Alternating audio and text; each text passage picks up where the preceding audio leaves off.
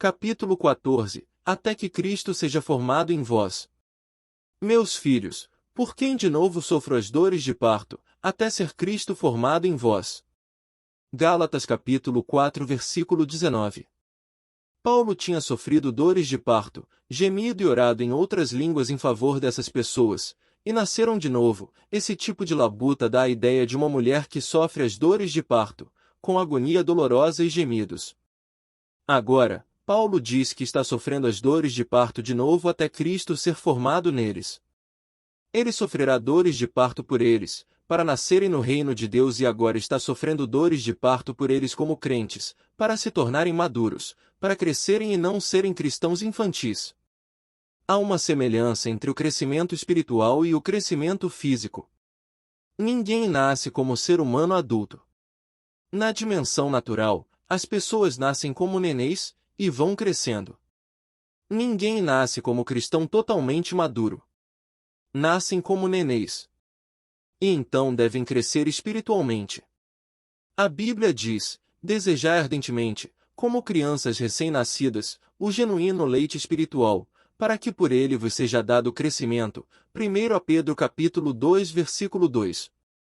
Aquelas igrejas da Galácia estavam tentando voltar ao jugo da lei, ao invés de avançarem na graça. Paulo ficou alarmado.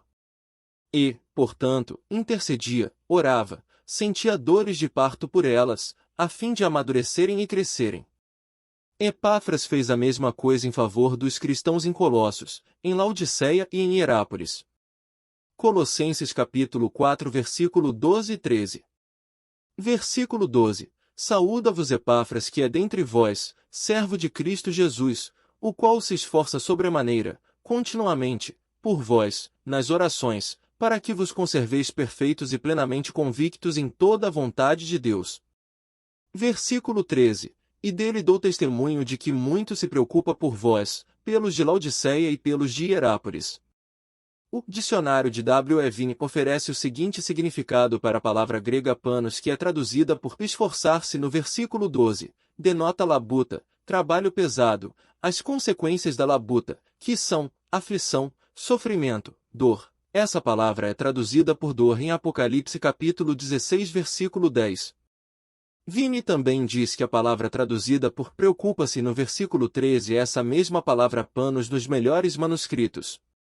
A tradução centenária do Novo Testamento, em inglês, traduz assim o versículo 12, Epáfras, um dentre vocês, saúdos, ele é um escravo de Cristo que sempre está agonizando em favor de vocês nas suas orações, para vocês ficarem firmes, maduros e plenamente garantidos em toda a vontade de Deus. Lembro-me especificamente da maravilhosa experiência com Deus que uma jovem senhora teve ao vir para a frente durante uma campanha de reavivamento que eu realizava. Ela foi gloriosamente salva e gloriosamente batizada no Espírito Santo. Oh! Que brilho havia no rosto dela! Pouco menos de um ano mais tarde, voltei para aquela região, e perguntei a respeito dela, pois ela tivera uma experiência muito incomum e maravilhosa com Deus. Oh! Disseram, carrancudos e com expressões sombrias, ela se desviou. Respondi, oh, odeio isso. Disseram, nós também. Então, com igual clareza, o Espírito Santo tomou a palavra dentro de mim, e disse, sim, e a igreja é a culpada disso. A responsabilidade recaía sobre a igreja. Não consegui entender aquilo por muitíssimo tempo. Como a igreja poderia ser a culpada quando alguém se desvia? Então vi a resposta em Gálatas capítulo 4 versículo 19, meus filhos, por quem de novo sofro as dores de parto, até ser Cristo formado em vós.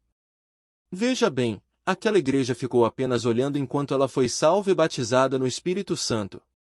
Os membros diziam, muito bem, ela já conseguiu tudo. Mas ela era nenê na fé. Eles deveriam ter continuado a interceder e a apoiá-la na oração.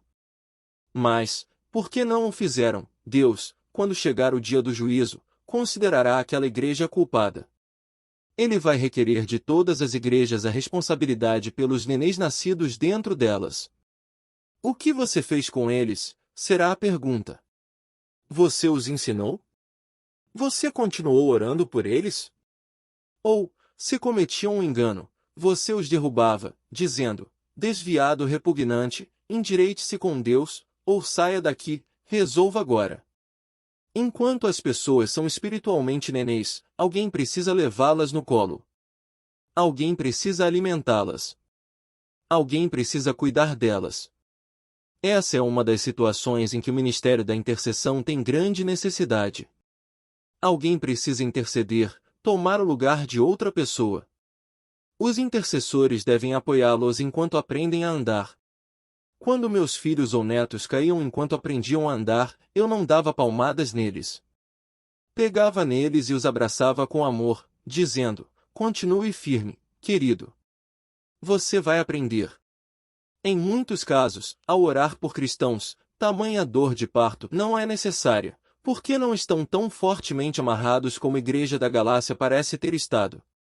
Aprenda a escutar o Espírito de Deus e a orar conforme ele orienta.